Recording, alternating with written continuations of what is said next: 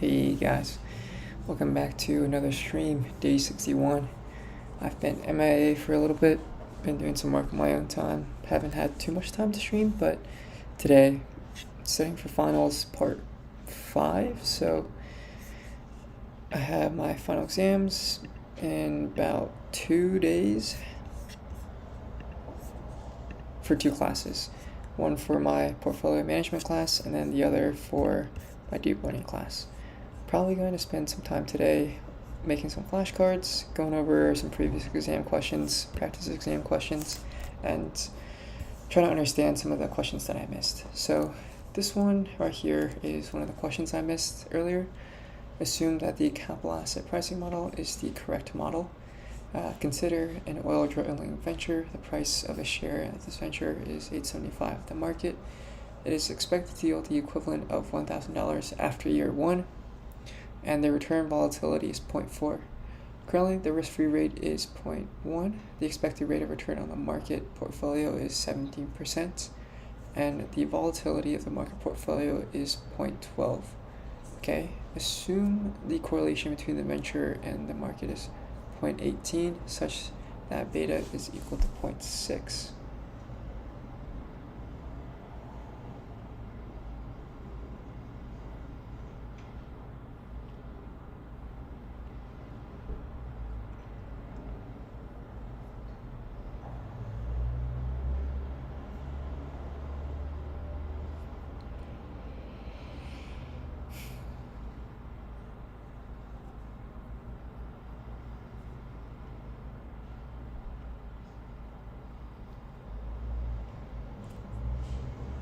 Okay, so when it says is the oil venture mean variance efficient? So does it lie on the capital allocation line? So that's the line that connects the risk-free rate to the tangible portfolio. Tangible portfolio is a portfolio that has the highest possible Sharpe ratio. In this case, we have to assume that capital asset pricing model is correct. So in that case, the tangible portfolio should be the market portfolio.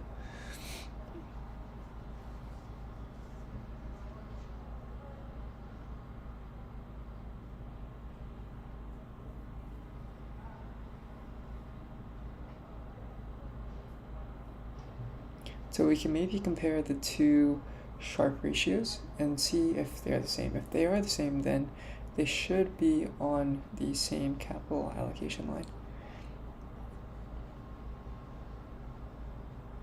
Okay, so to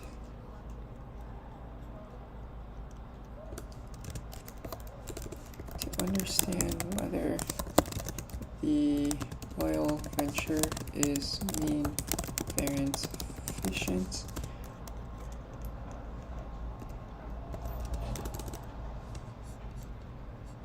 let's see, actually, the oil venture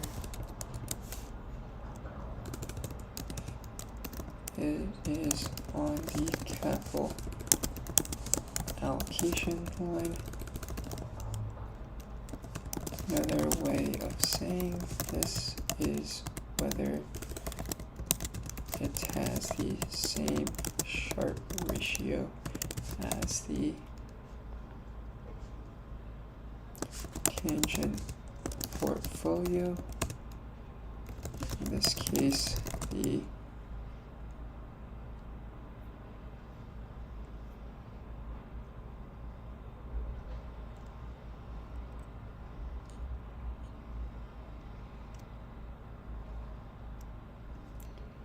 tangent portfolio is on the capital. Another way of saying this is whether it has the same Sharpe ratio as the tangent portfolio. In this case, the tangent portfolio is the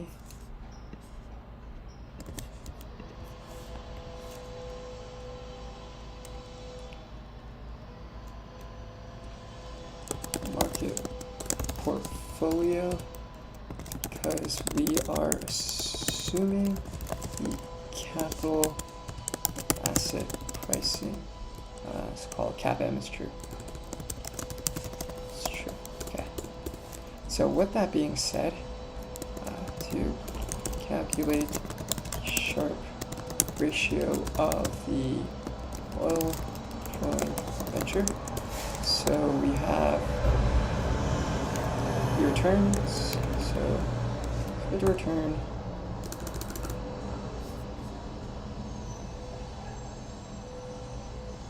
so we have 1,000 divided by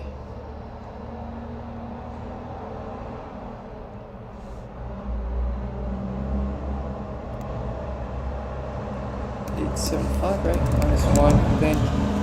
So minus 0.1, and then divide this by the volatility. So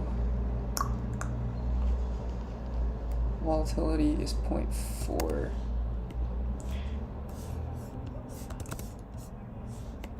Right? Calculates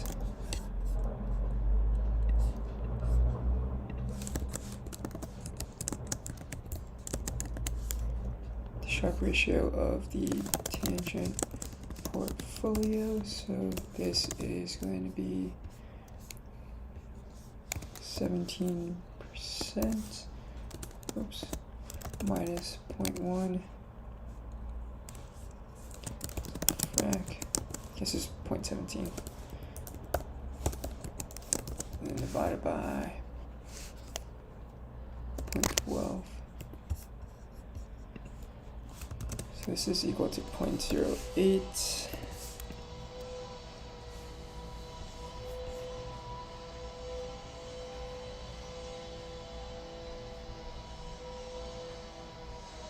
Yeah, I'm not entirely sure what this is off the top of my head.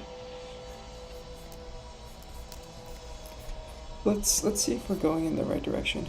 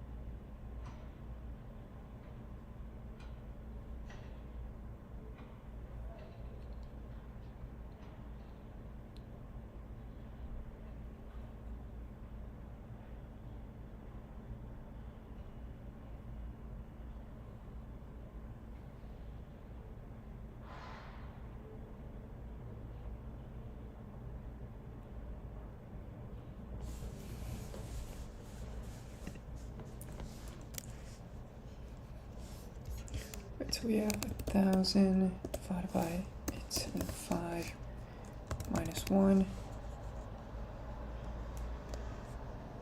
Okay, minus 0.1 divided by 4.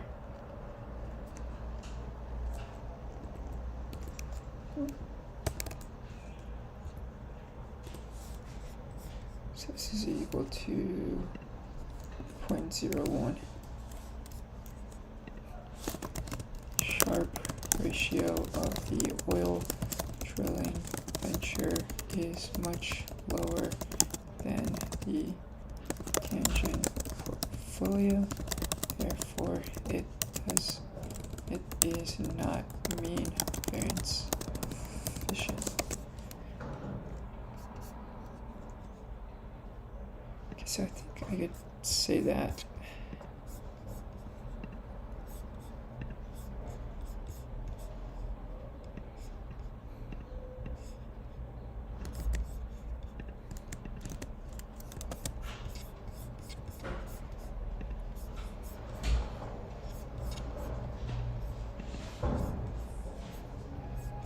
see. Okay.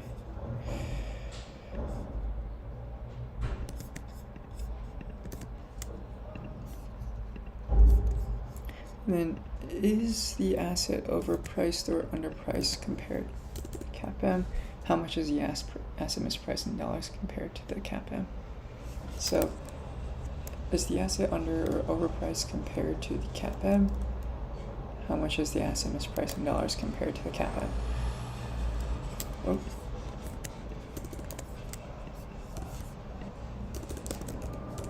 Right.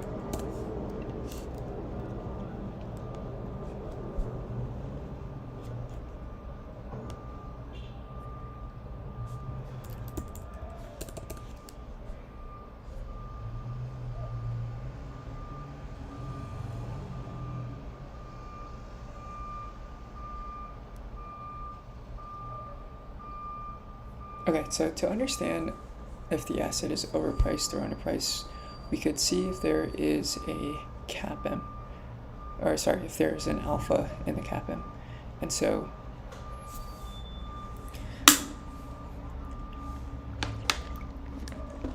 if there's a positive alpha, that means the asset is underpriced. If there's negative alpha, it's overpriced. Now to actually find the amount of dollars,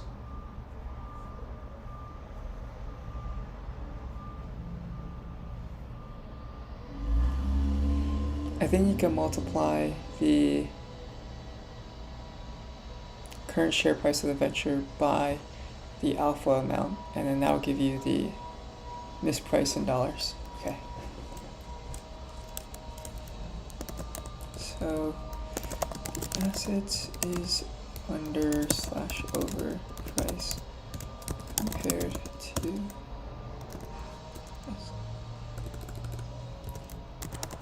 using the CAPM if there exists an alpha. So using the returns model, the oil venture we have, so R is equal to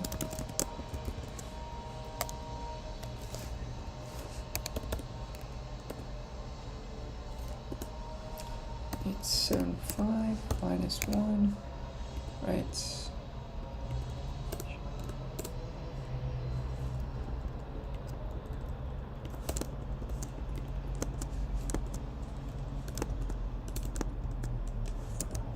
Which is equal to, not entirely sure, 1000 divided by 875 minus 1.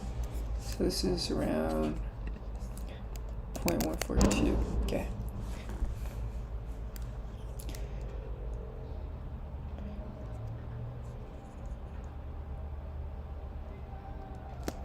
Using the CAPM to predict the returns, can use the following model. So beta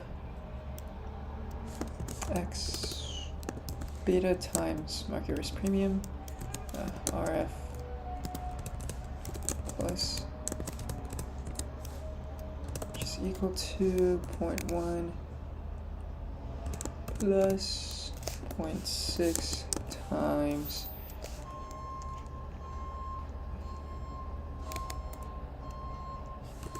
0.17 minus 0.01. Which is equal to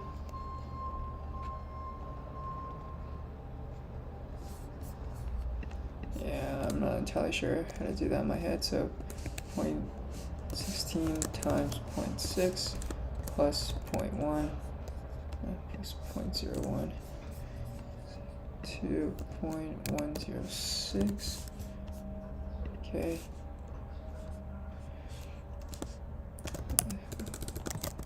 Can see that the turns in this turns predicted by the CAPM is 0.142,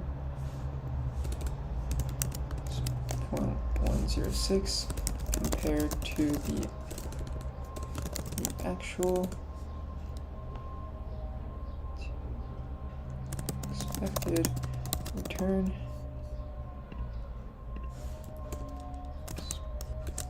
Math BB. Oops, ER. Oh fuck. There we go. Expected return predicament. Return of 0.142, suggesting that there is an alpha of, so what's 0.142 minus 0.106? I think that's 0.3034. Okay, right? Sorry, that's 0.036. All right.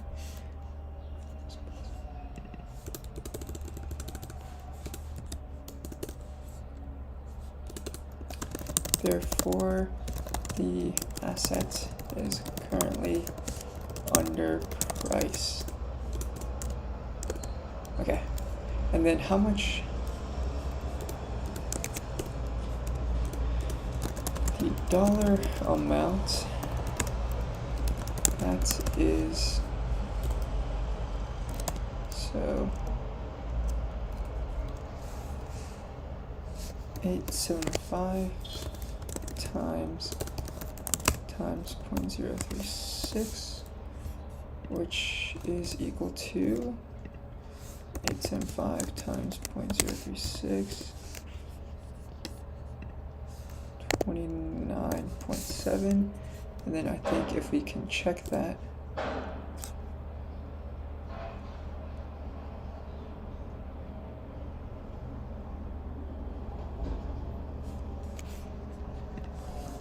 so 875 plus 0.036 plus 29.7 is equal to 904. 1000. So 1000 divided by answer is equal to 1.05. It's close. It's close.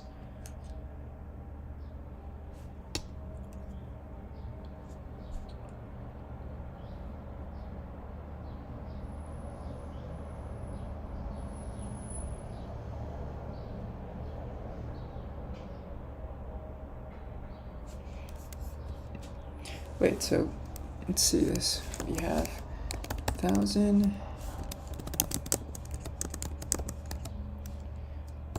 slash math BBER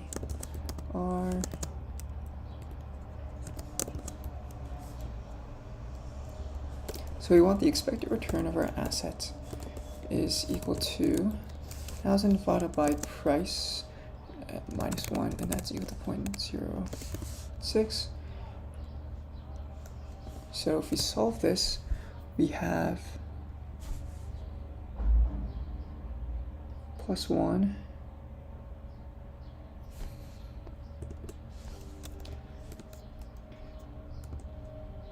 so quad, and then P is equal to 1000, wait, +1, yeah, so divided by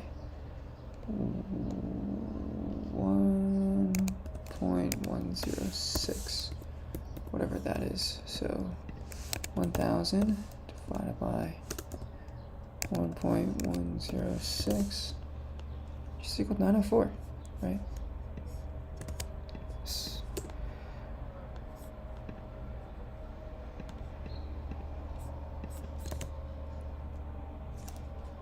Ooh, okay, so it's not super close, but it's very close. All right.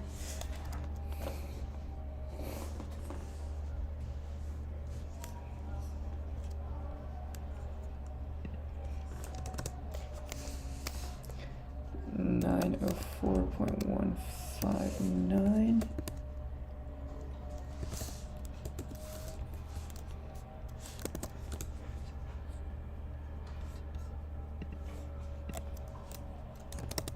So we could take the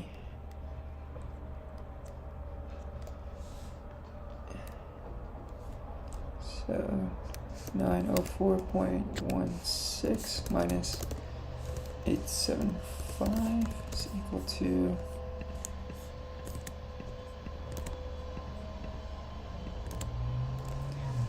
904.16 minus 875, 29.16.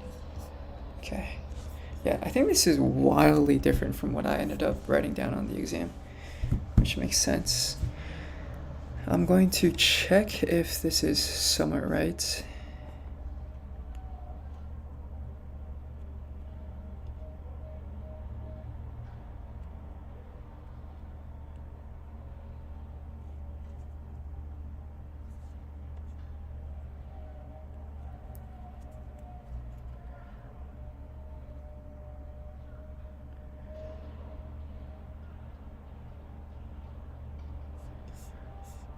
Wait a minute.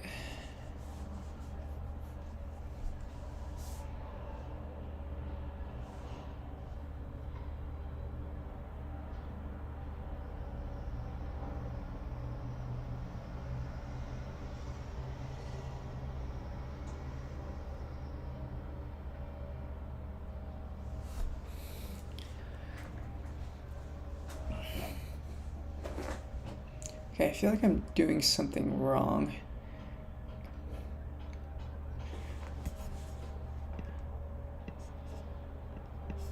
I'm gonna open up maybe VS Code here as a little calculator. Visual Studio Code.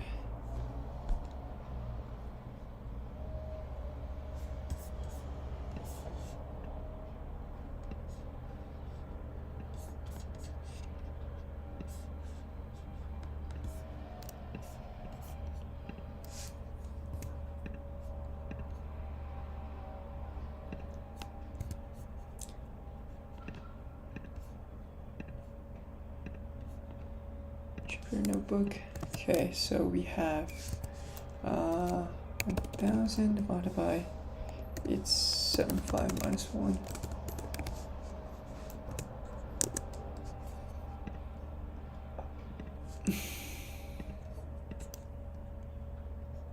.14, right? So 0.01 plus 0.6.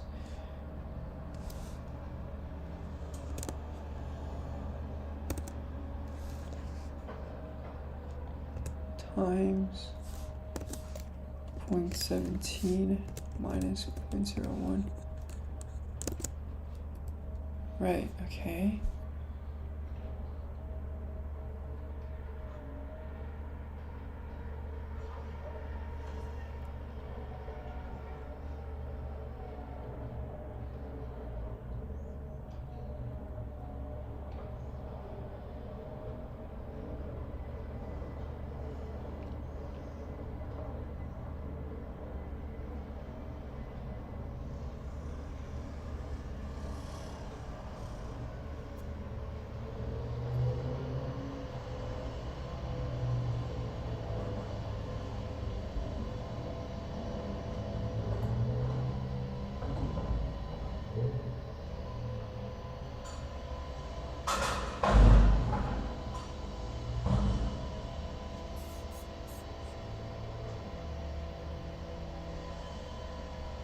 Risk-free rate is 0.1. Shit, I guess it's not 0.01.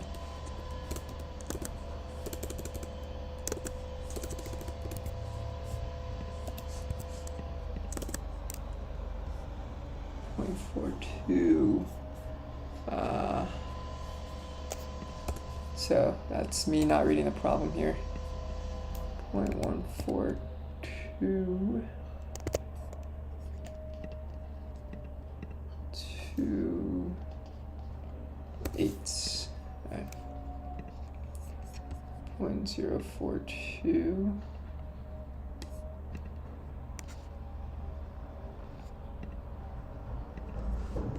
0.42 .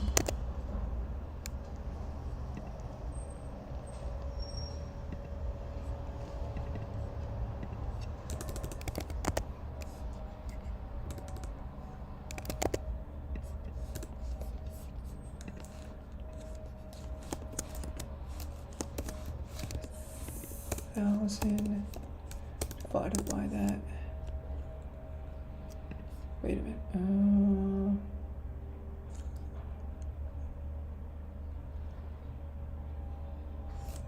By 1 plus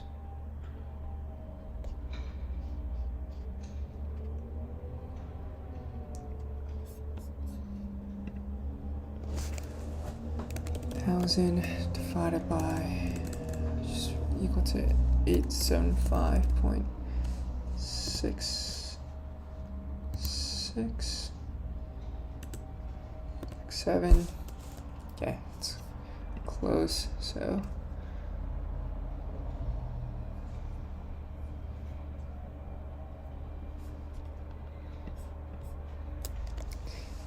$875.67 is equal to 0.67.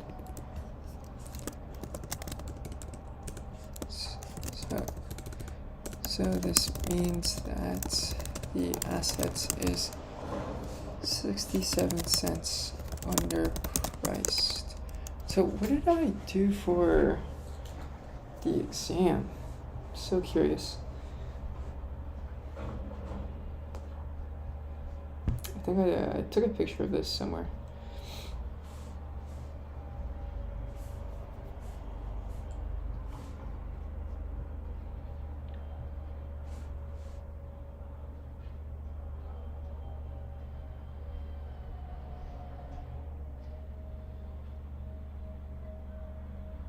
Oh man.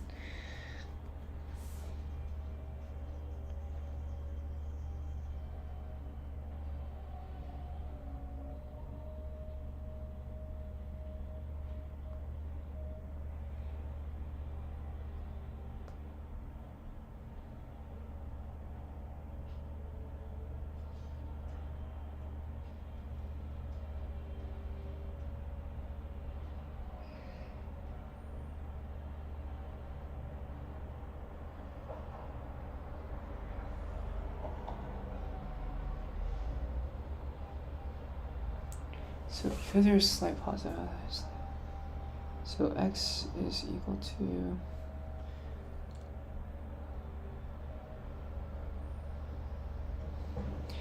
yeah, I think I had done some weird thing where I took the predicted price or the future price.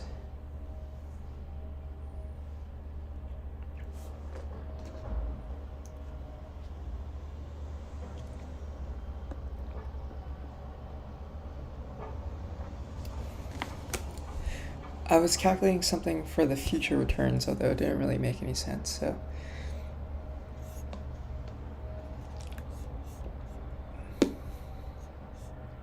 I think this makes more sense, yeah. So the asset is over on a price with a cap n, using a cap m if there exists an alpha, and using the returns of the oil venture we have.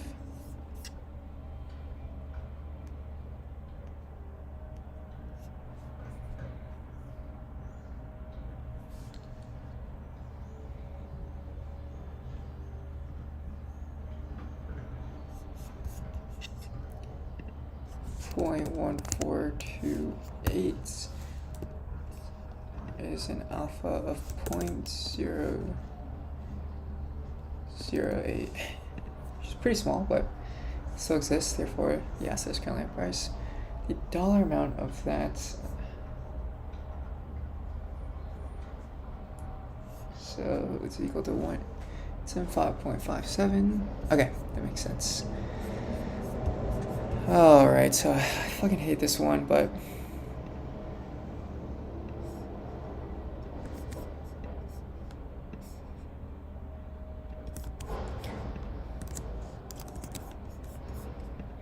yeah, the next question is so hard.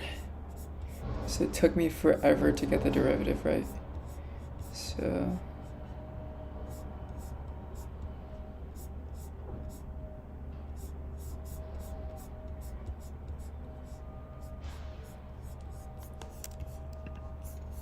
oops.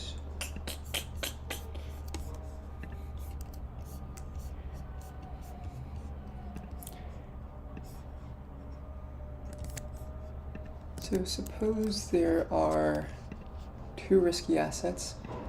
I'm going to borrow at the risk-free asset, risk-free rate. So we have RF. Two risky assets are R1 and R2. Expected return of the two assets are, so we have mu1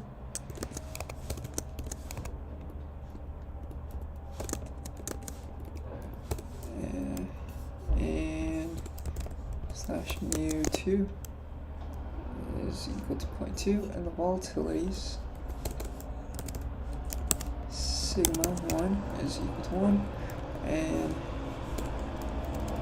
sigma 2 is equal to 1.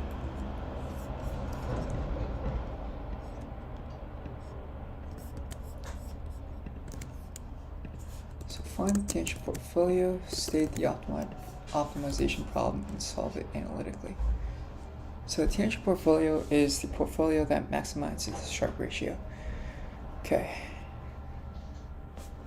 So let's do that. To find the tangent portfolio, this should be the portfolio that maximizes the Sharpe ratio. That is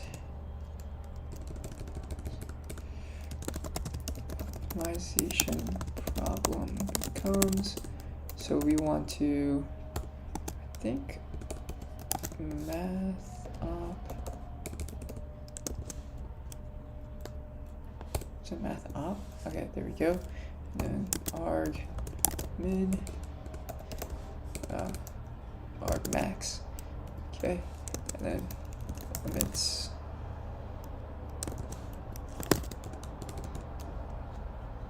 I think W1 and W2 of,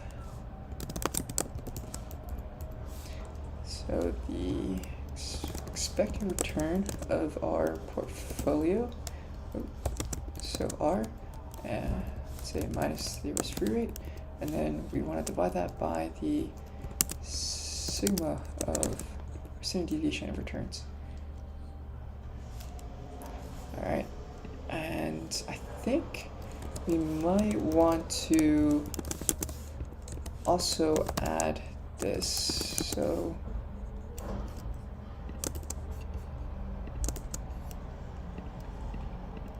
begin array slash begin surprised. Okay. Maybe add a bit of text here, so where, oh shit.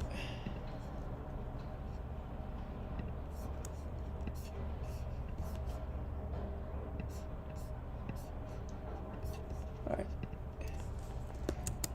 We have, believe R is equal to W1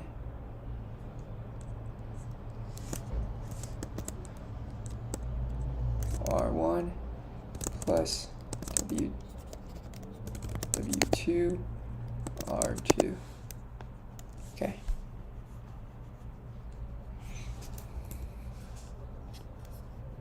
So I think that's how we can kind of set up optimization problem. We want to maximize this function, and R is defined as W1 R1 plus W2 R2.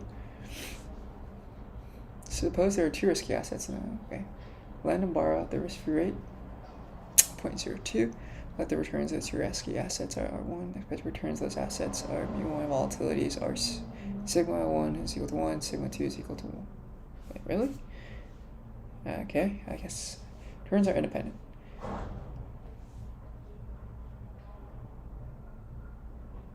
Okay, so that is actually pretty helpful, I think, the returns being independent. All right, so the optimization becomes R is equal to W1 R1 plus W2 R2, and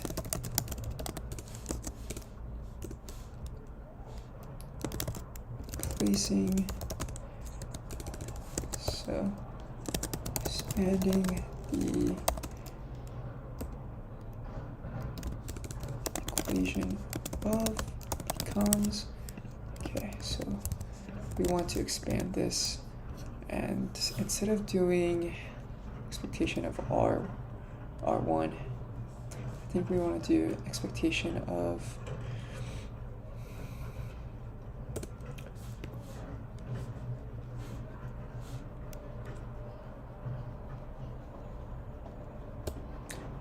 actually, do we even need that? So we have W1 times U1, and then plus W2 times U2. So these are all constants, U2 and U1. Shit. U2, alright. Minus RF, and then sigma of R. So this is going to be the square root of the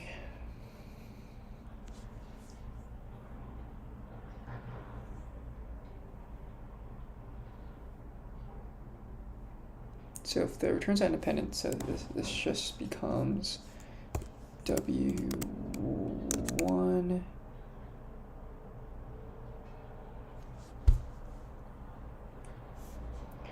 W2, and then sigma 1 sigma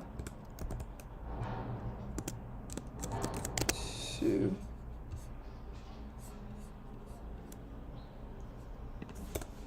W1 W2, I think be variance.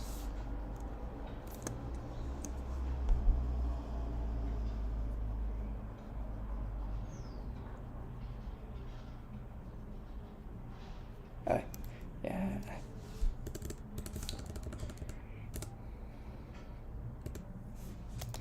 W1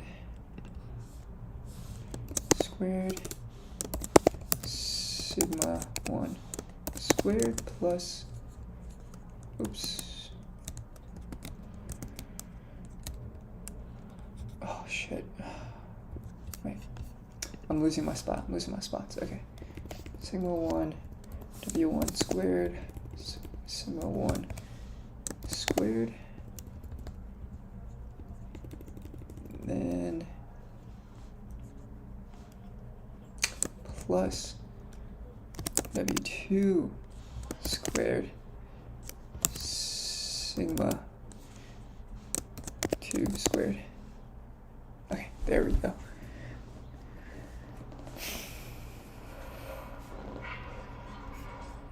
So we don't need this, I don't think, anymore.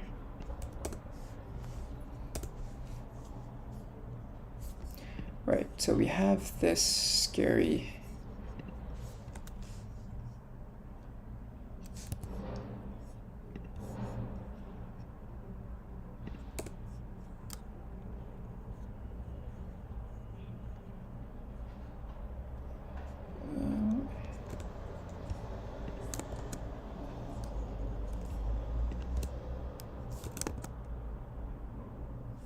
okay, maybe that's how we do it.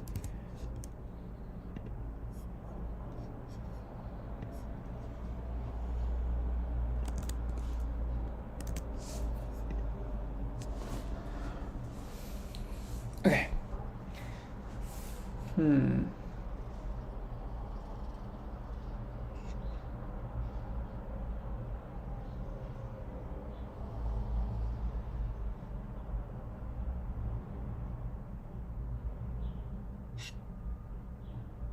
Or I think maybe we can make this even simpler, so it's just 1 minus W and W. Let's see. So I'm looking at this derivative and it's looking kind of scary. So 1 minus W.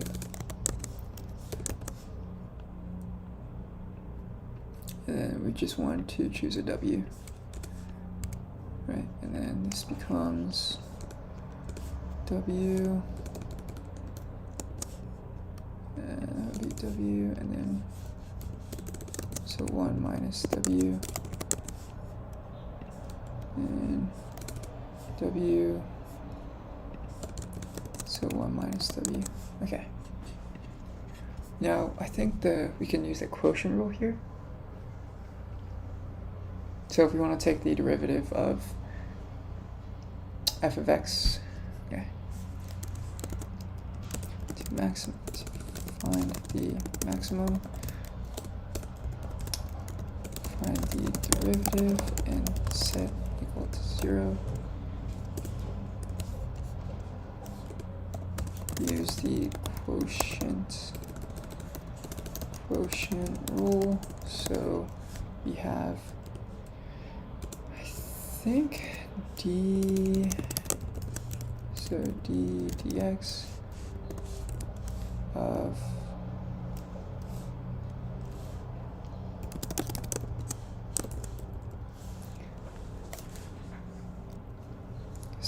f of x and g of x. I think this is equal to g of x minus f of x, g of x, f prime of x, minus f of x, g prime of x, and then we divide that by g of x squared. Okay, so that means in this case we have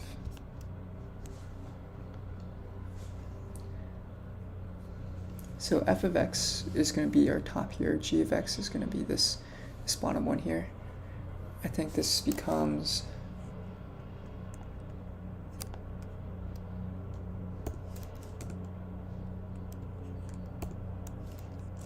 so we have slash frac again array slash end array. So we have W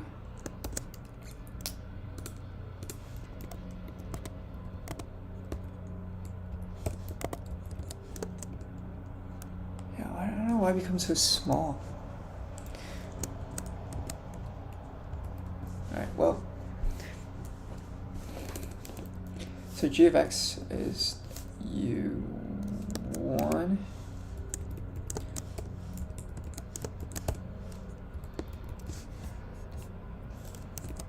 right, and then we have plus 1 minus w u2, and then minus the just free rate. Okay. And then we want to multiply that by f prime of x. So f prime of x, oh man. Yeah, let's actually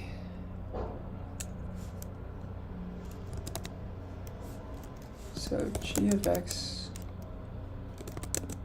is equal to f u1 plus 1 minus w u2 minus rf. Okay, so let's do an array here. Again, array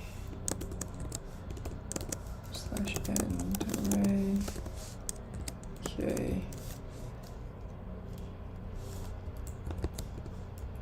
Right, and then we have g prime of x. So this is f, this is f. F of x. So we have u1 plus negative u2, right? And then g of x is equal to square root of w squared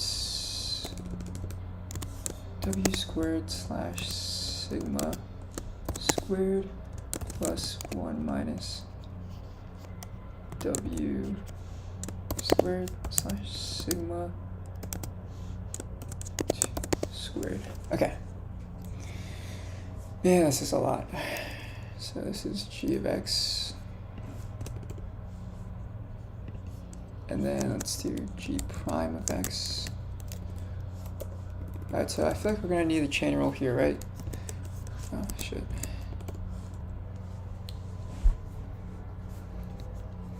Alright, so bring the 1/2. So we have frac. We have 1/2.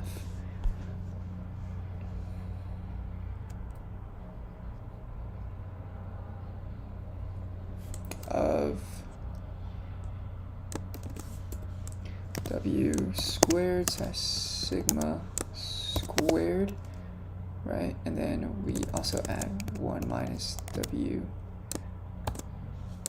squared, and then sigma squared.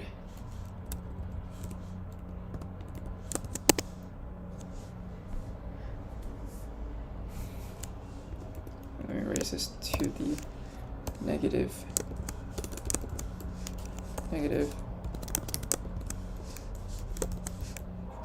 1/2, all right? But then we also have to take the derivative of the inside here, so we get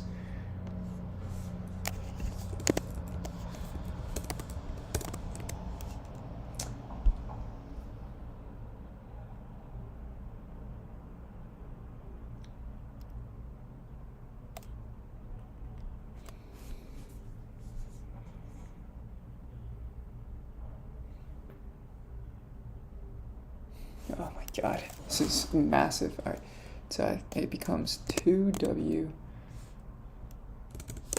that's in parentheses, 2w sigma 1 squared plus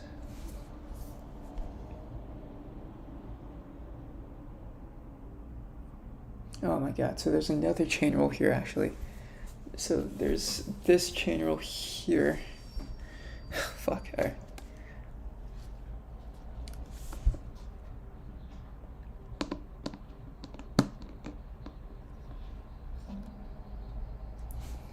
Maybe I'll add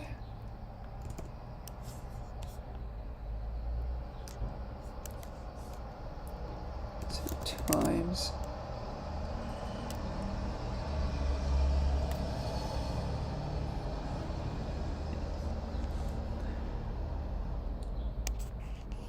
so it'll be, I think, 2 times 1 minus w, right?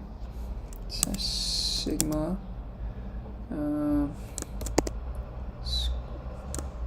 squared, and then multiply this by -1. Okay, so yeah, I think that's actually alright. So there's 3 chain rules here, actually 2. So we have the derivative of this big square root function, and then we chain it with the derivative of the inside here, the inside function. So 2w sigma squared plus 2 times 1 minus w. So this is another chain rule here. So we have 1 minus w, that's the inside function. Derivative of with respect to w is equal to -1. And then we kind of bring that 2 out here. So we multiply by sigma squared 2. Okay, so that kind of sets up our whole problem here. And now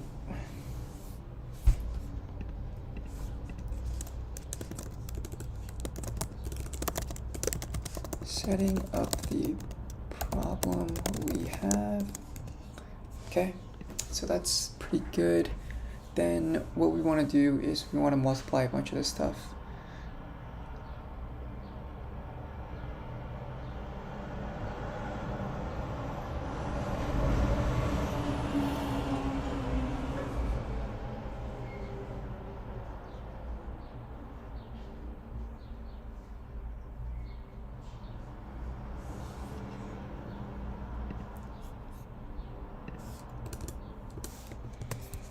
So we want to multiply, oh man, this Is this even right?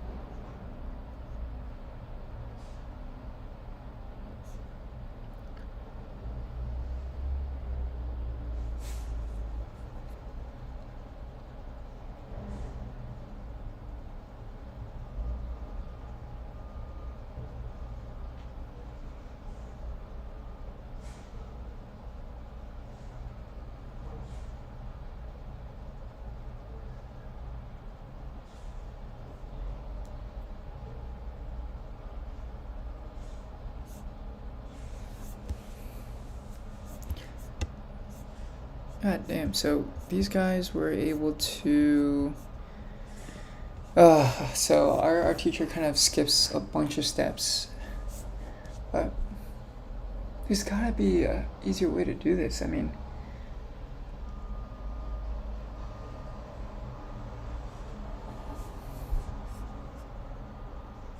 Is the equation here really that complex? Because we have u1 minus u2, multiply that by... Right.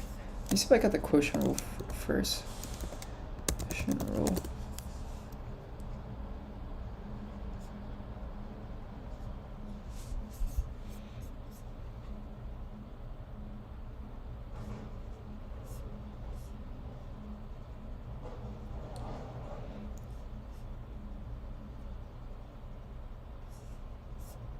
So yeah, I think this is right. F prime of x minus f x root g of x squared. Okay, that's good. So we're taking this, multiply with this, and then this multiply with this. Do things cancel out here, right?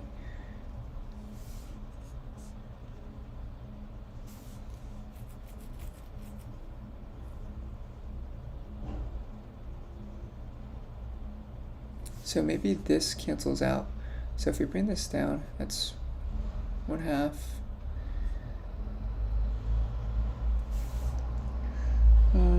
Let's see, so square root of w squared times f prime, so it's u1 minus u2 times this, okay.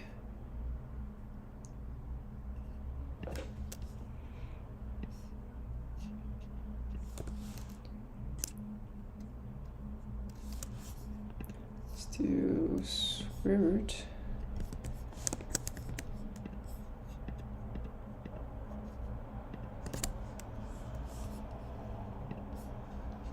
Right, and then we do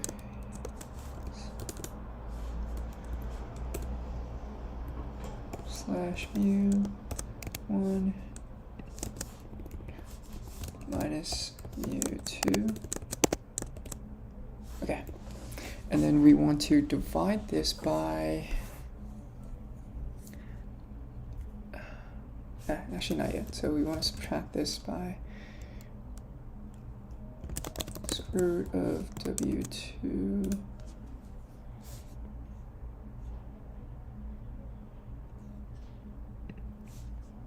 so it'll be minus 1/2.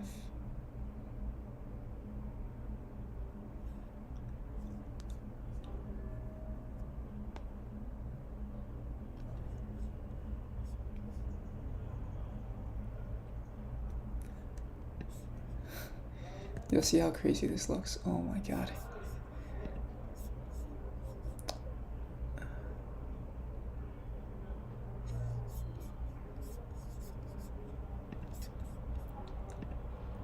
Yeah, I'm like so lost. I am so lost. Okay. Maybe I gotta do this on pen and paper.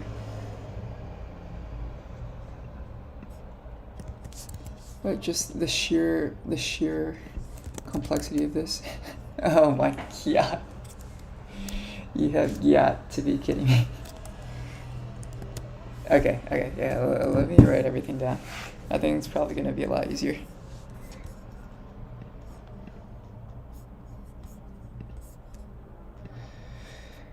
Oh, man.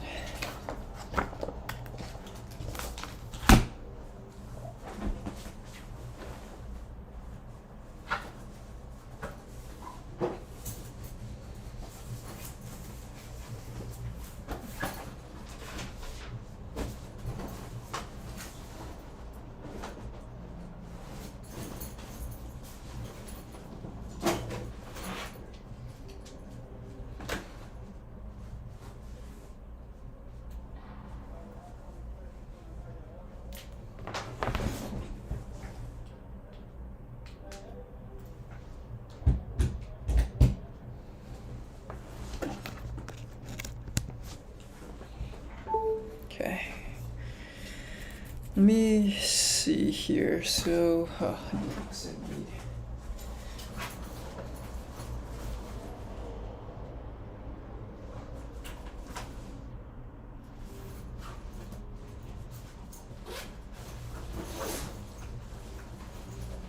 pencil box.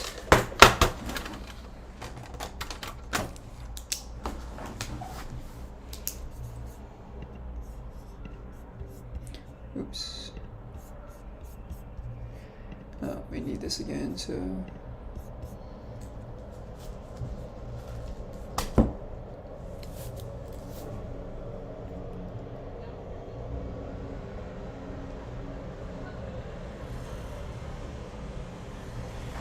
So we have, let's see.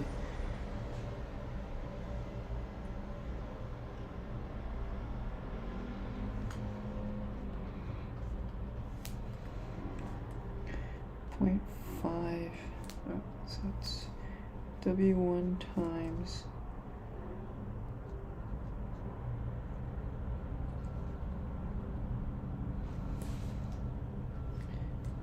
squared times sigma 1 squared plus 1 minus W squared sigma 2 squared, right?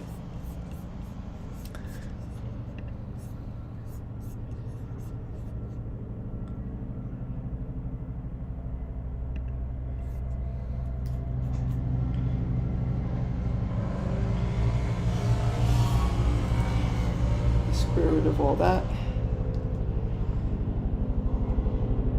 Okay, and then the R, so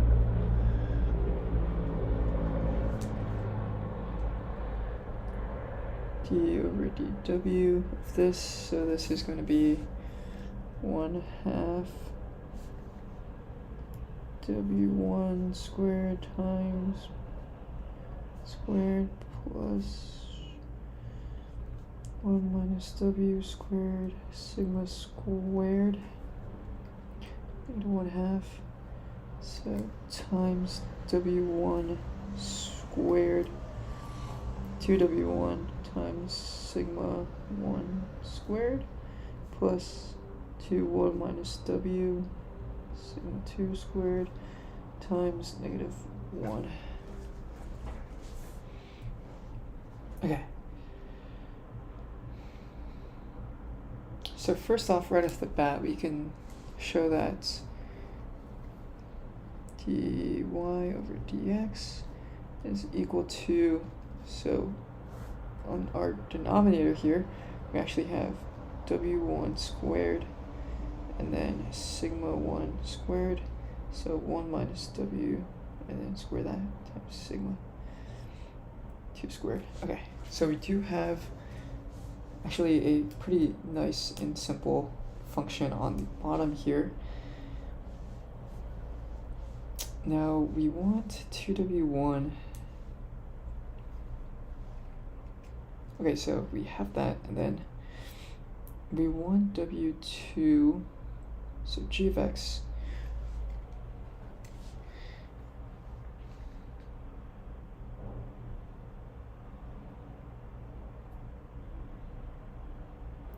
sigma of r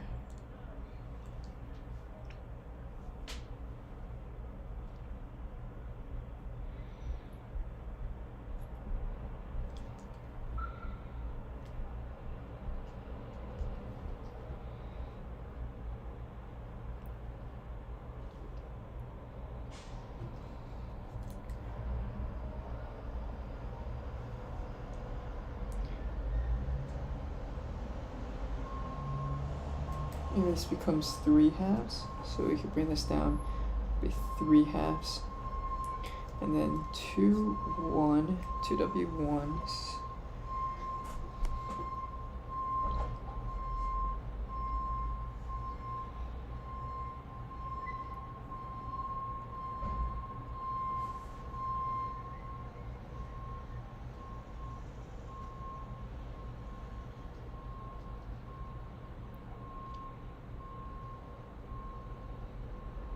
be 1/2 of 2, and then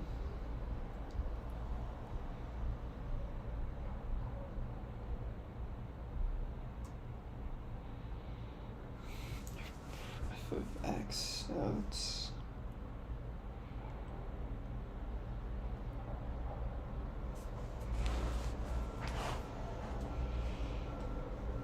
okay, let's try to lock in here. So we have the numerator is going to be, let's see, so we have O of r, right, and times u1 minus u2, and then we want to subtract the 2w times sigma 1 squared plus 2 times 1 minus w sigma 2 squared times -1 times, so f prime of x, g prime of x, alright, and then f of x is w u1 plus w u2, 1 minus w u2, and then we subtract, add the risk-free rate. So subtract the risk-free rate, okay.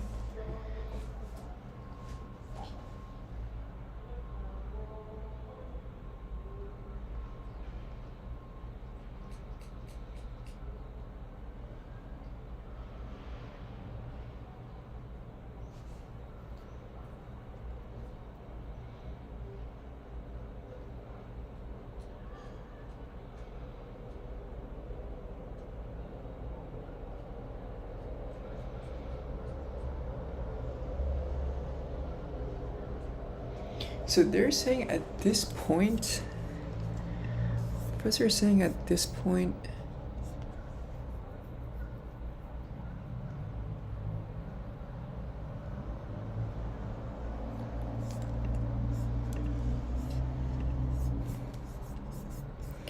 let's see.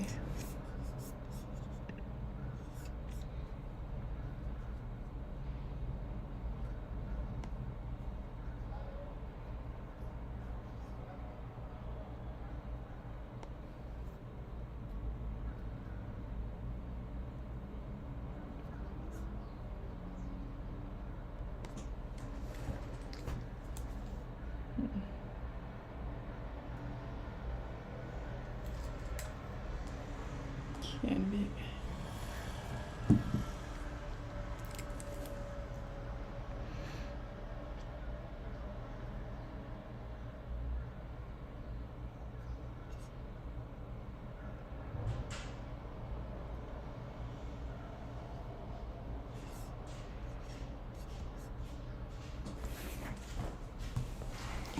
So you have U1 minus RF, right?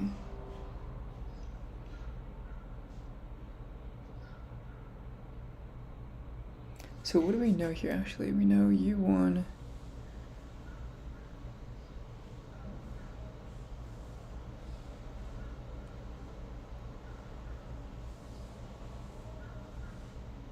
the volatilities are just 1. So actually make this a lot easier. So this can clean things up a bit.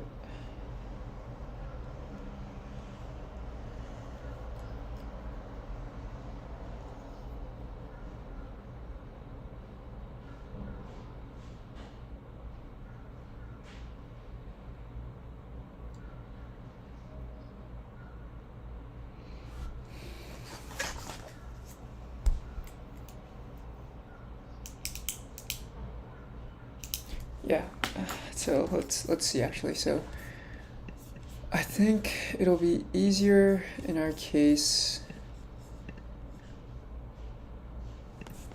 So there are a lot of numbers to keep track of here.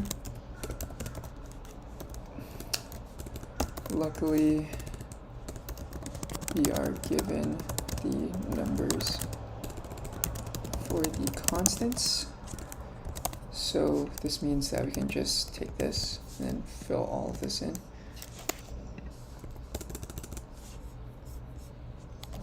So 0.1, so W times 0.1, then 1 minus W times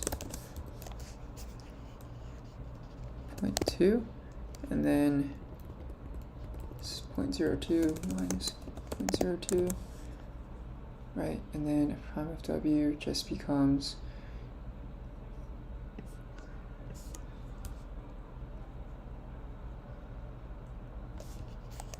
so we 0.1 minus 0.2, which is equal to negative 0.1, right? So derivative of 0.1 W is equal to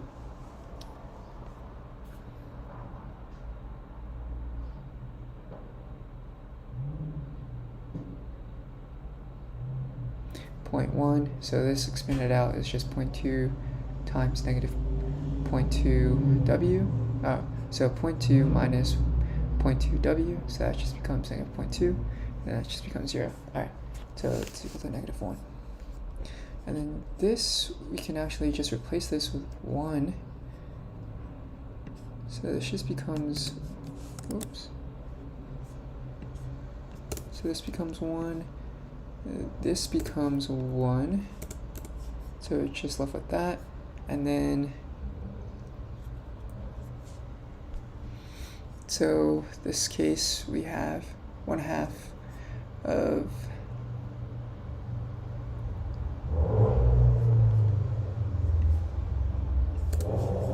so we can get rid of the sigmas here. Oh shit.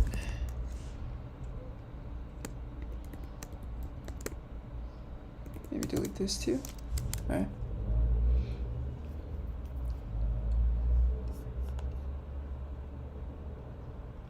Maybe we don't need this, so times, get rid of this sigma, and get rid of this sigma. Okay.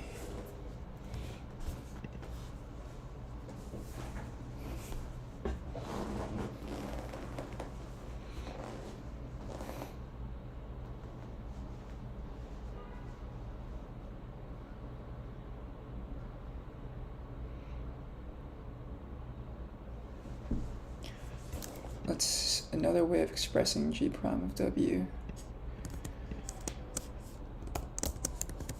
So, oops. So, G prime of W. So this is equal to frac of 2W becomes -1.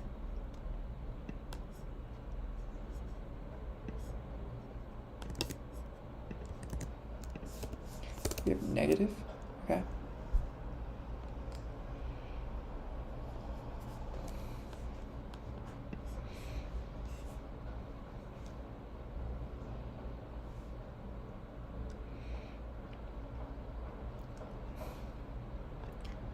Then let's say we want 2 times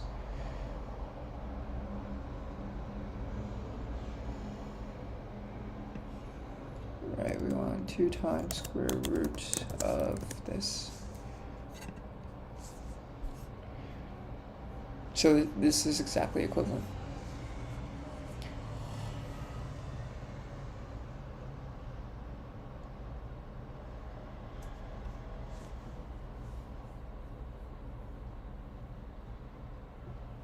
Okay.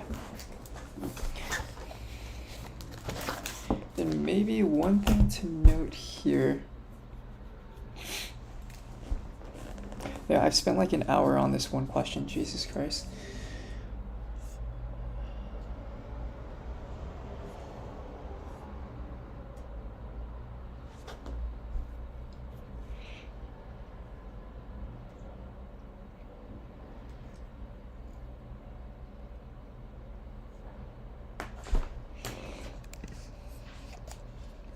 This would be actually 0.1 W times plus 0.2 minus 0.2 W minus 0.02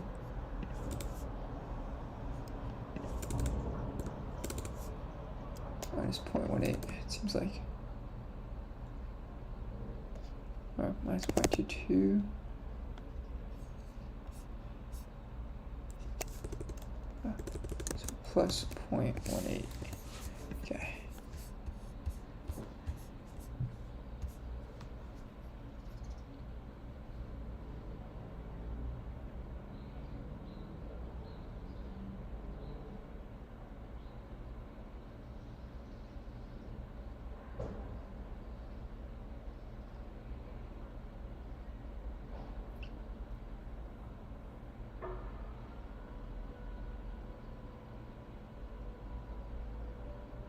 I mean, still though, this, why are you asking us this question on this fucking exam?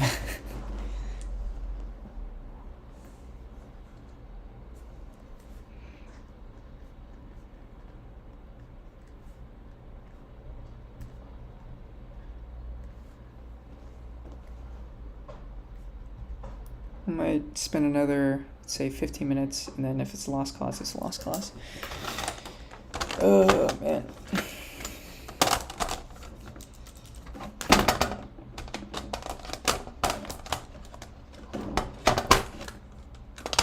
Okay, so we have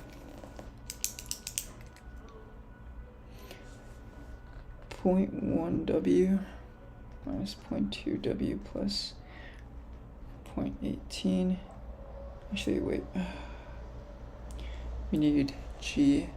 So square root of W squared plus 1 minus W squared. Okay, that's good. And let me multiply this by negative 0.1. So negative 0.1. Then we subtract. In this case, I guess we add.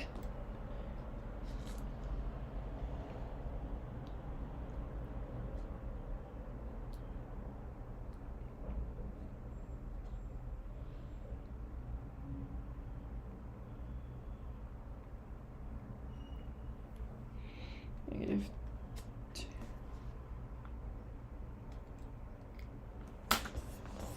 Alright, so what if we expand this out, actually? So this becomes, right, negative 2 times W, right?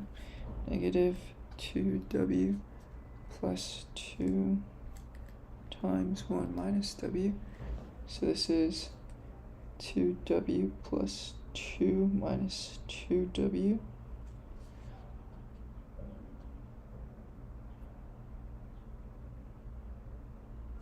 So this just becomes 0. This just equals to 2.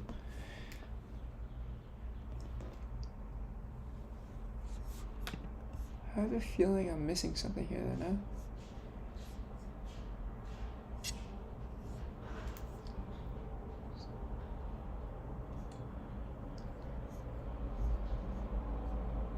Okay, I guess this becomes 0 actually. Specifically negative 2. This becomes negative 2.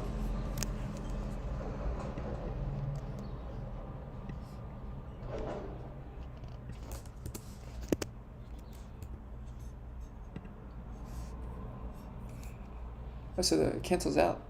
So it's just negative 1.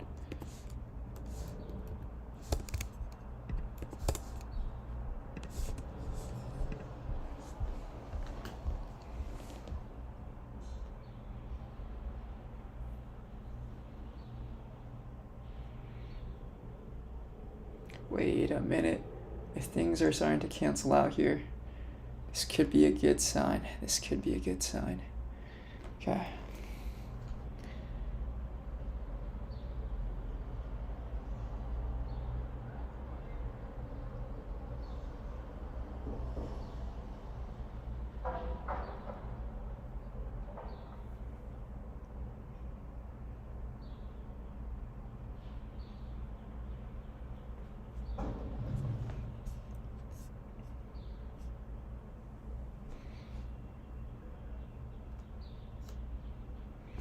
So then we have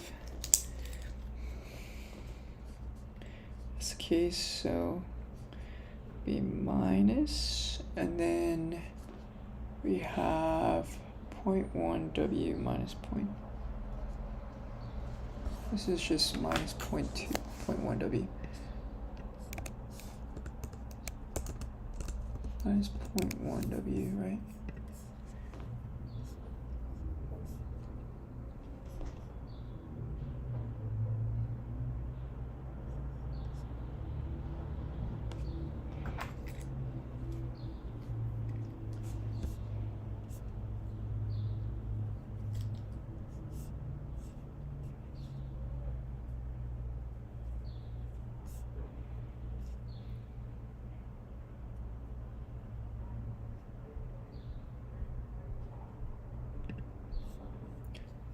Okay, right.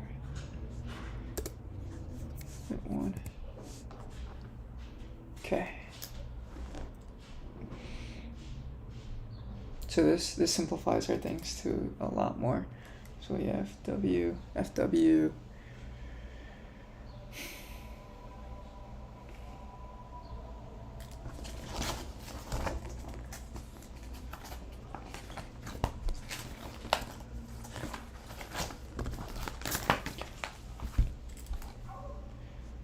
G of X, Fx minus Fx, G prime of X.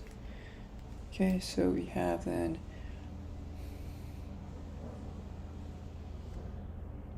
square root of W squared plus 1 minus W squared times negative 0.1. And then we subtract by negative 0.1 W plus 18. So G prime.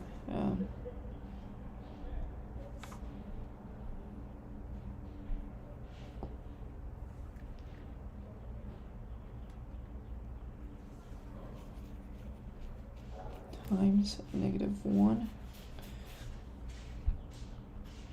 Then we divide this by square root of W squared plus 1 minus W squared.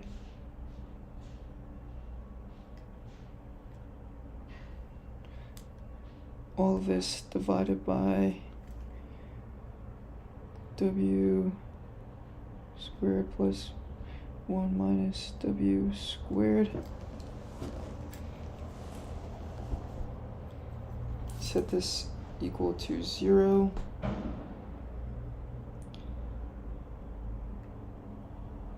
So multiply.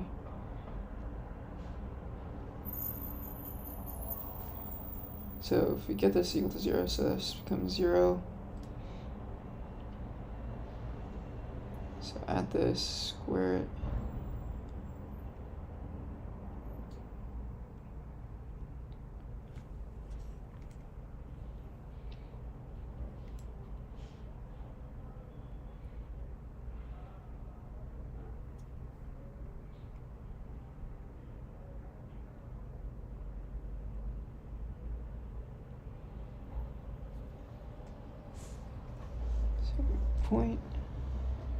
Negative 0.1 times w squared plus 1 minus w squared is equal to negative 1.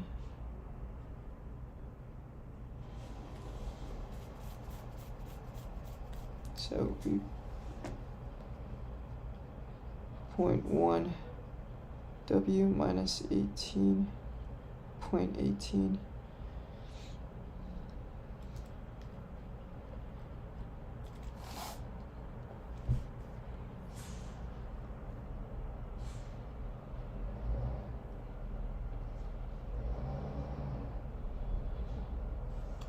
God, this is so deep. We're in so deep. We're deep inside the mainframe.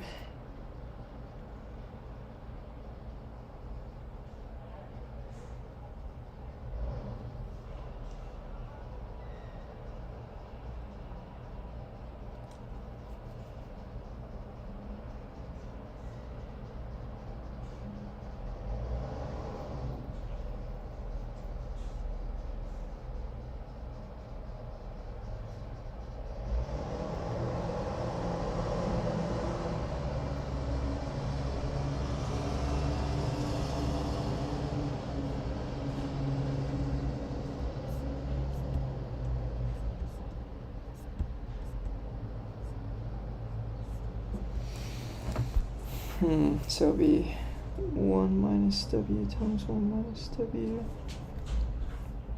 is equal to 1 2w plus w squared.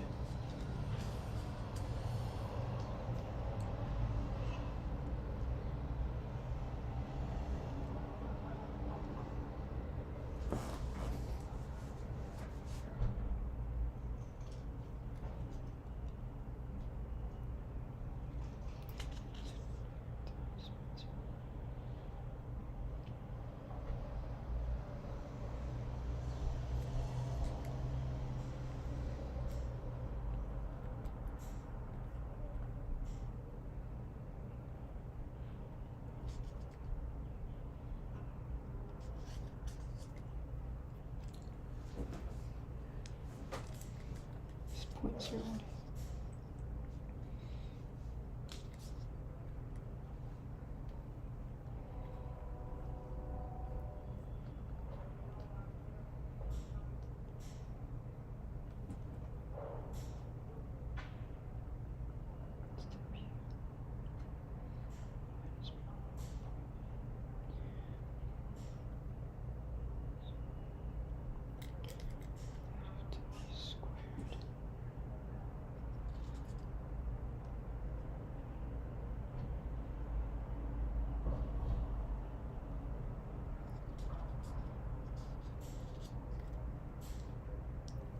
Negative w squared.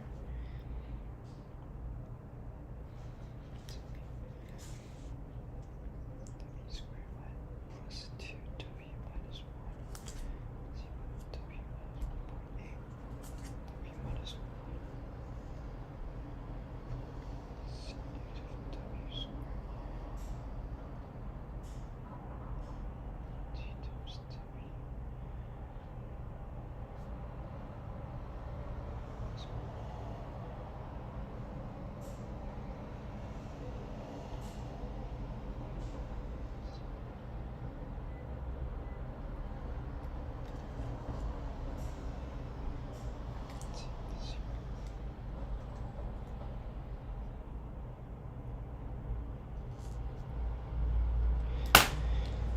Yeah, there are no shots.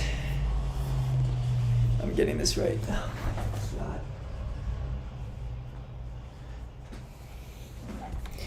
as ChatGPT.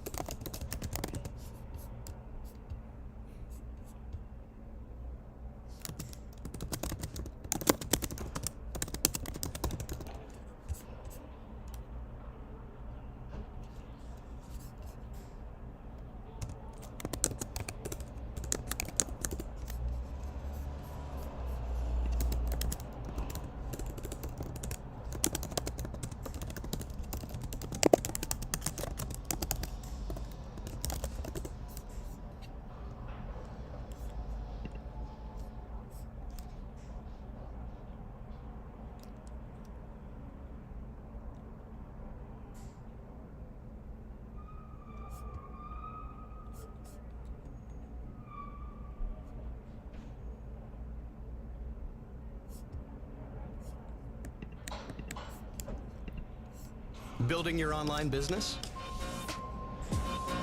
Go to Wix.com and set up your store on a single integrated platform. Add products. Showcase. Hello everyone. In this video, we continue to talk about the optimum portfolio weights. Jesus Christ. So, oh my god.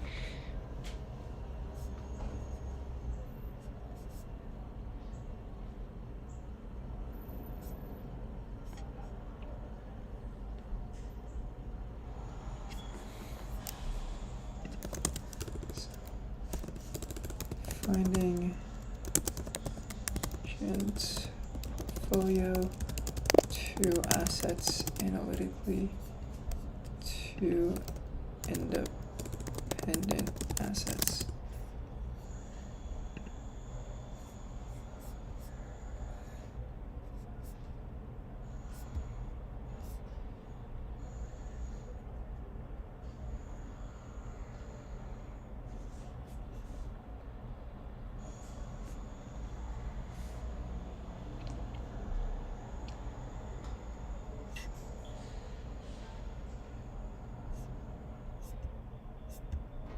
I guess one strategy, since we're given a cheat sheet, is to just memorize or put down the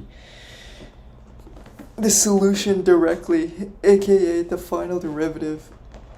Yeah. I might have to copy this down.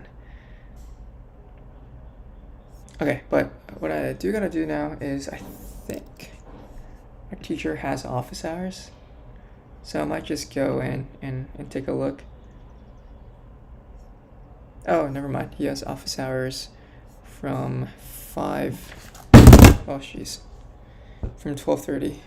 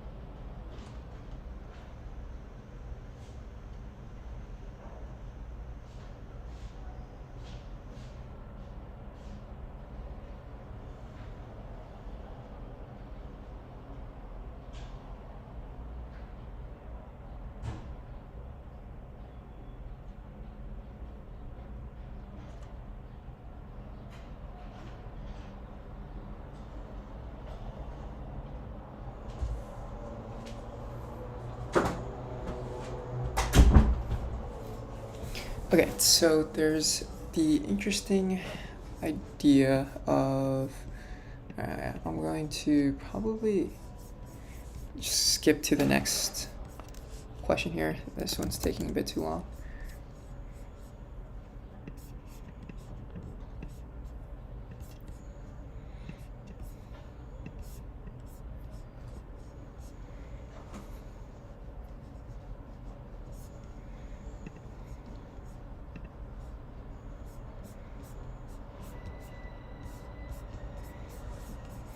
Okay, so exams, let me also add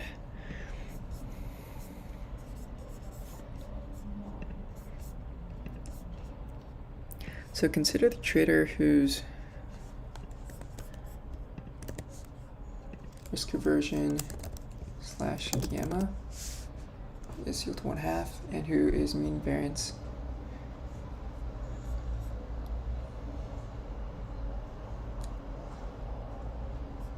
what is the optimal portfolio of the risk-free assets maximizing his utility? Again, state the trader's optimization problem. Solve it analytically.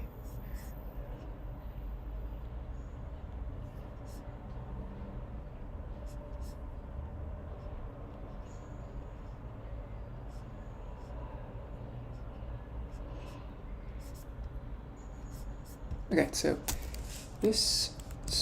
he has to, trader is a mean variance optimizer. Oh man, sorry, my nose is kind of itchy. So he tries to maximize the following function. So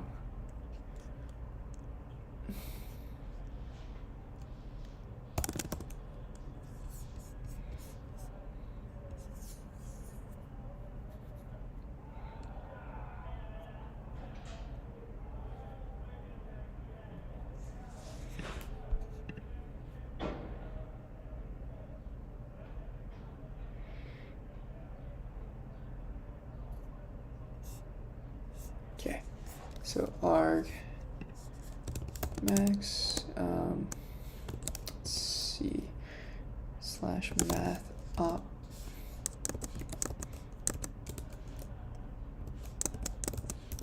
slash limits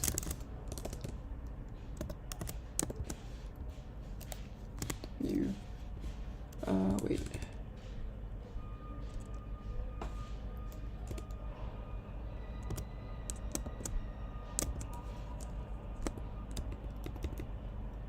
Surprised this isn't letting me put in here. Limits W1, it's W.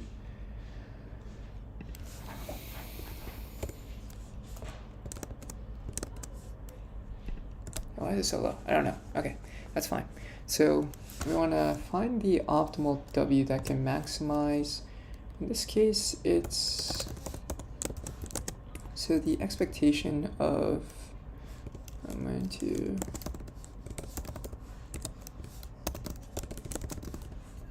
so the expectation of R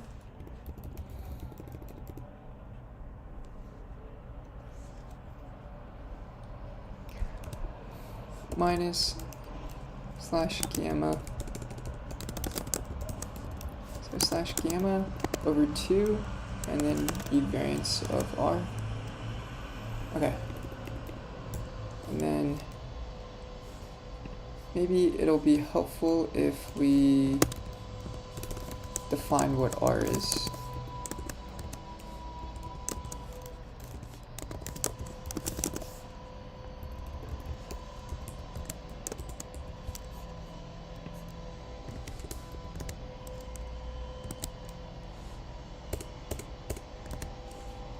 Okay, so if we define what R is, alright, where, so R is equal to W of, W times R tangent, and then we also add W1 minus W times R, RF, okay.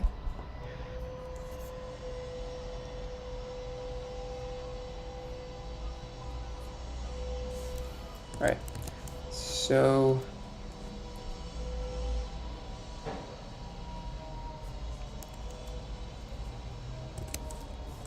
oh man, I keep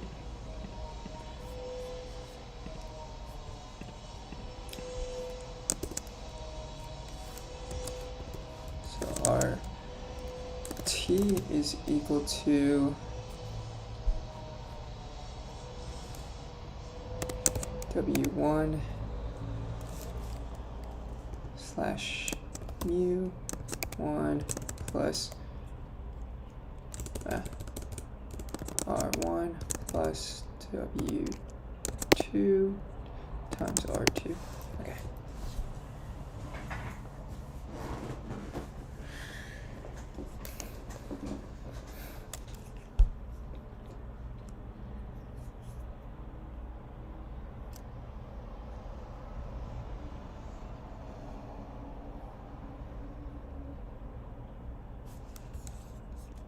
So use the expected,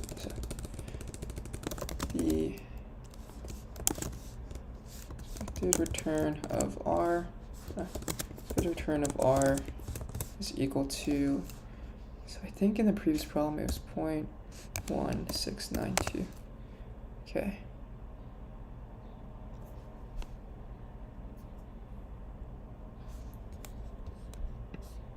So actually, let's do this. So weights for the tangent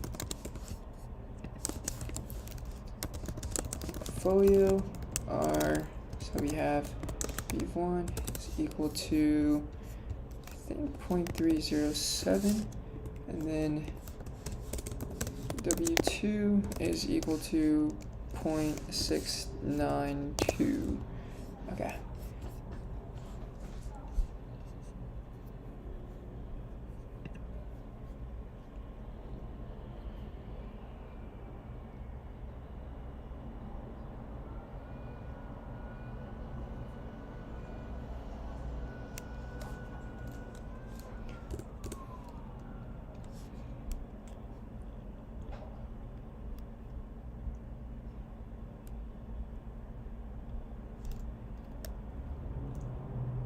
So another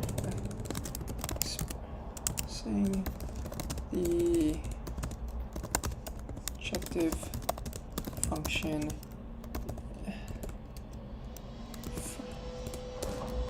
a more defined way we have, so the expectation of R is equal to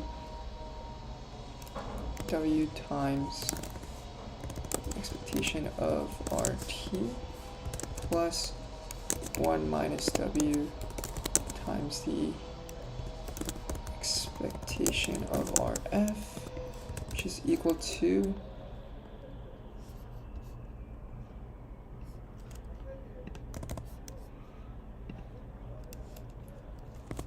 W times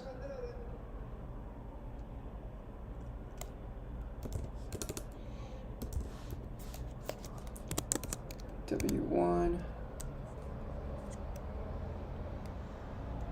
slash mu1 plus W2 slash mu2, right? And then we add 1 minus W times, the receiver is 0.02.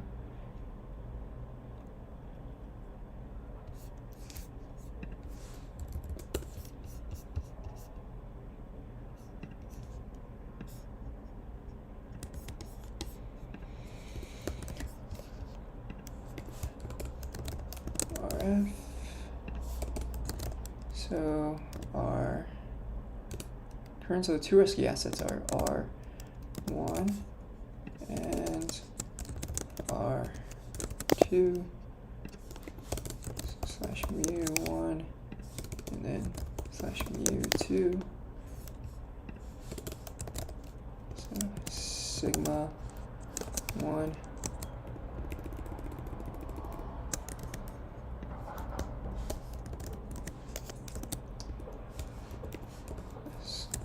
slash sigma 2. Okay.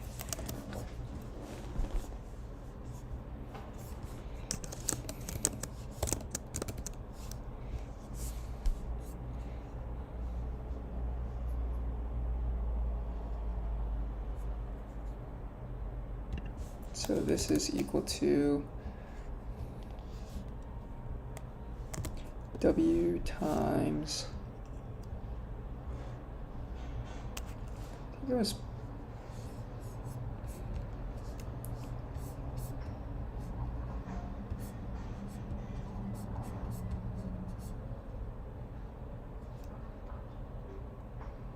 0.1692.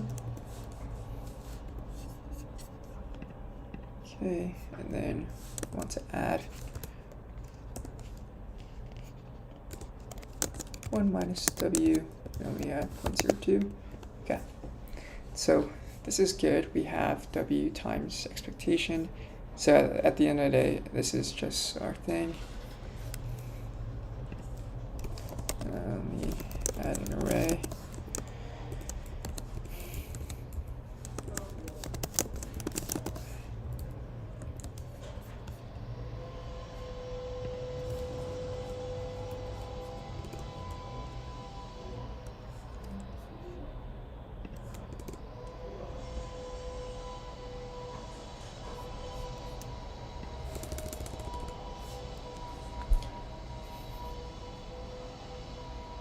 Okay, so this is our expected return, and then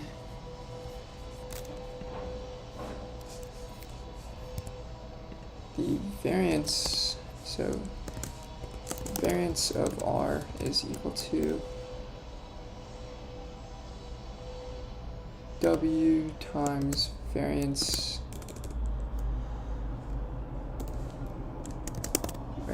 of RT plus W 1 minus W times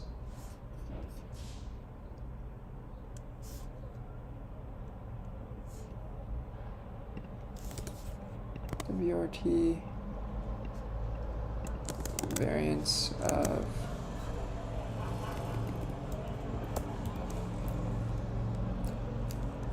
RF, and then plus 2 covariance of WRT, and then 1 minus WRF.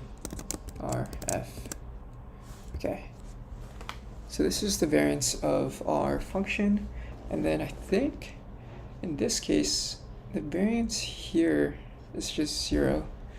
So the variance of the risk-free rate is just 0, so this cancels out. And I think the covariance here is also just 0 because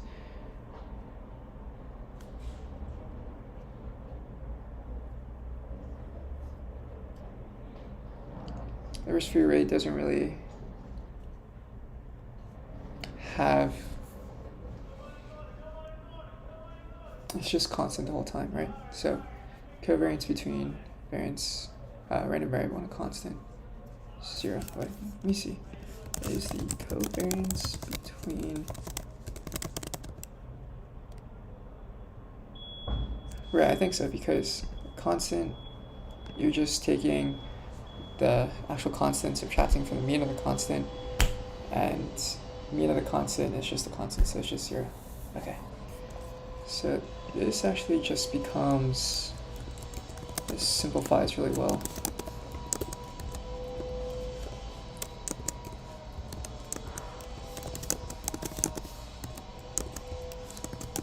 Variance of R is just equal to W squared of, so variance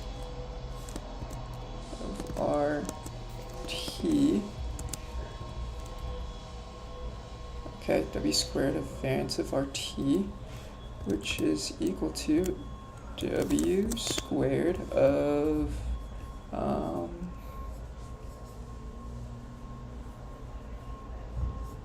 man, I don't want to have to calculate by hand, but I think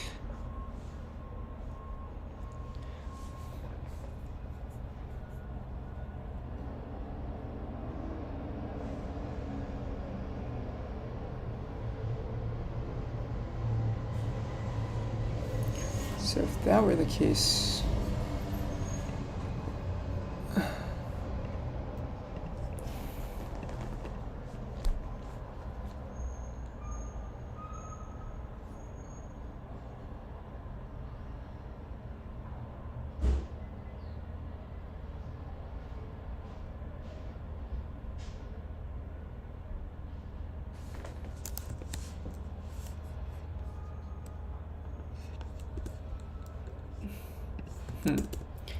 a note on the tangent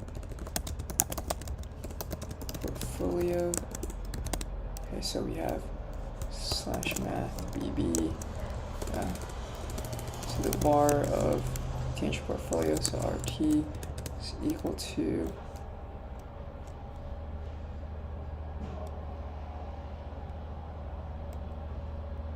so W1 variance of RT so variance of W1 plus R1 plus W2 R2. Okay. So math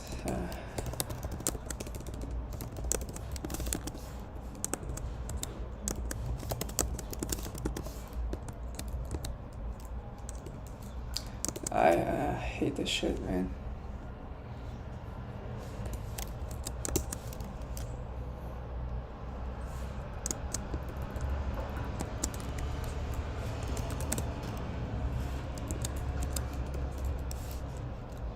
So W1 variance of R1 plus W1 squared plus W2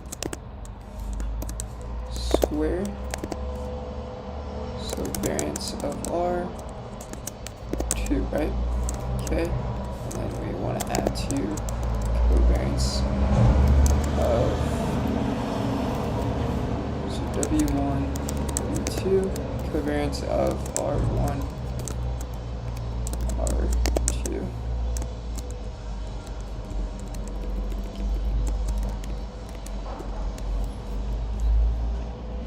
Okay, so that's fine. Then we want to W1 squared.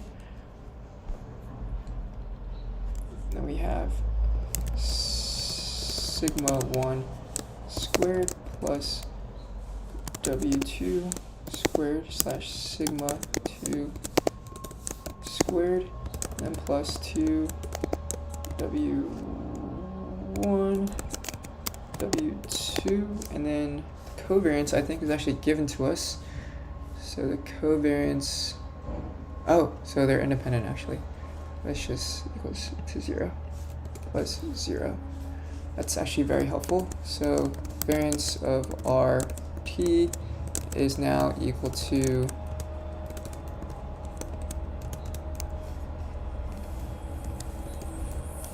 so we have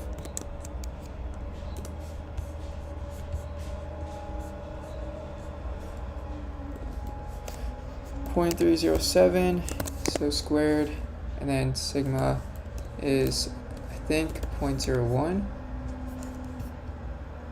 It's just 1. Okay, actually that makes it easy.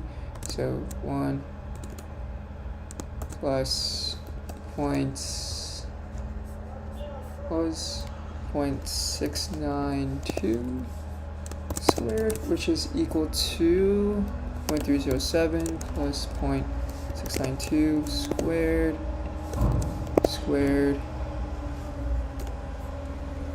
which is equal to 0.573. Alright, so that's equal to 0.573.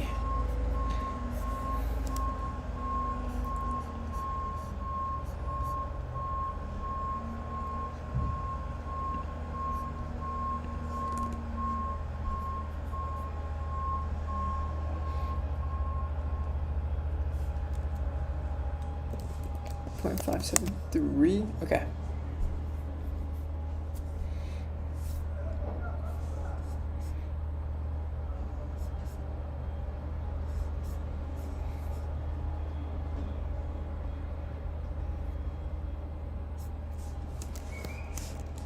The new maximization problem becomes, okay, so we want argmax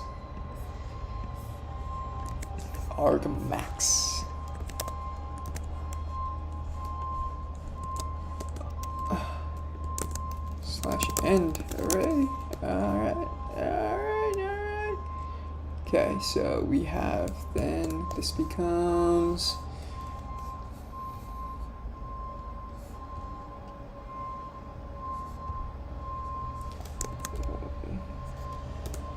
so 0.1692 W plus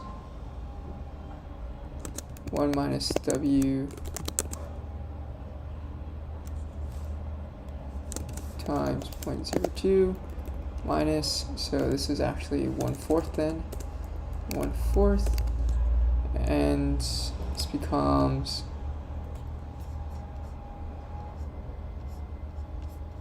I think just W times 0.573.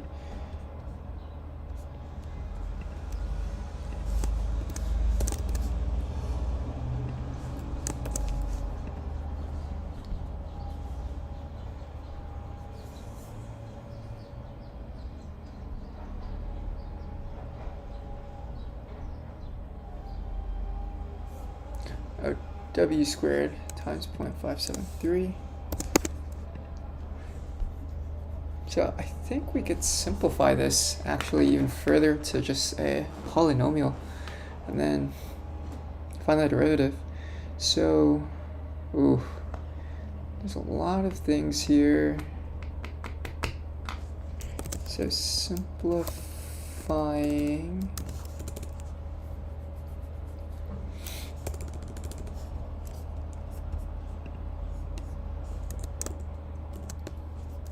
Take this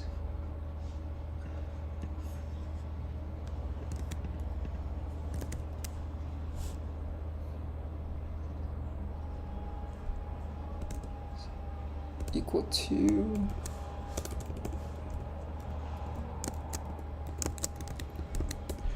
oops. So take this and then 0.02, so plus 0.02 minus 0.02 W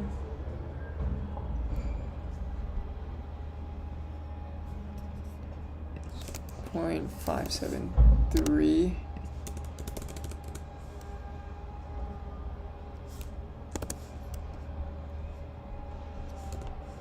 okay, and this is equal to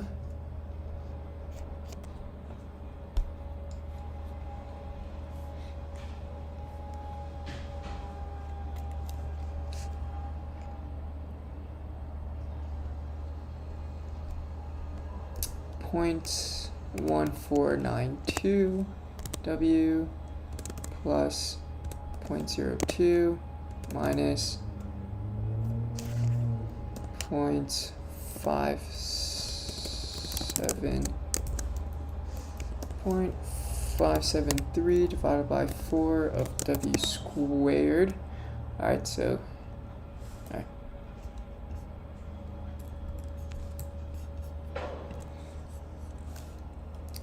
Then finding the derivative and setting equal to 0 brings, so we have W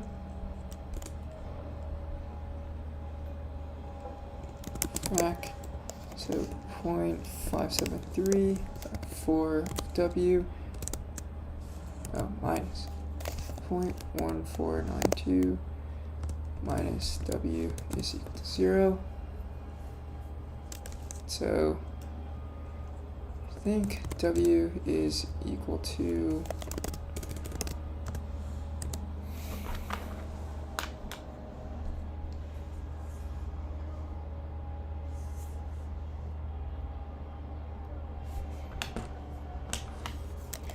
could take 0.492 and then multiply by 4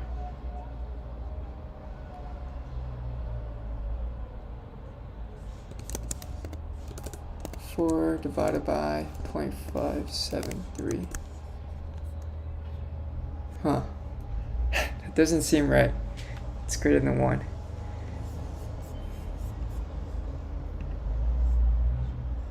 Yeah, let me.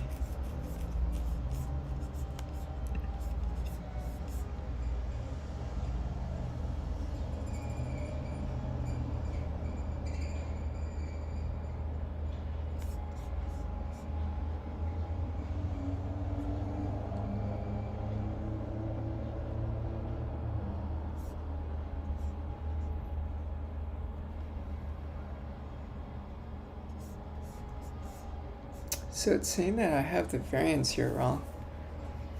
Oh, why is that?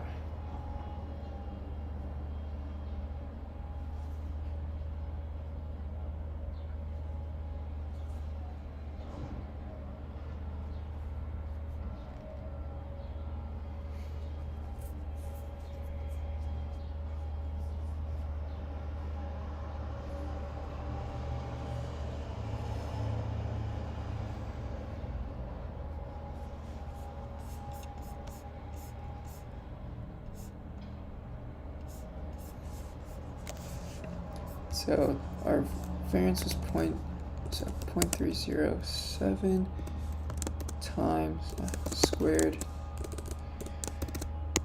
times 0.692 squared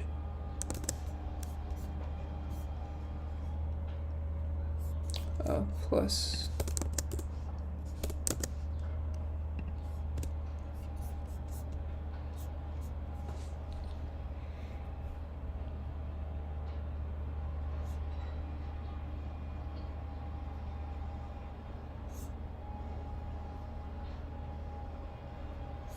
Yeah, okay. I'm not entirely sure how this works, but I think right now I'm probably gonna go to office hours and then I'll come back a little bit later with Andre. We're gonna do some intelligence vaccine together.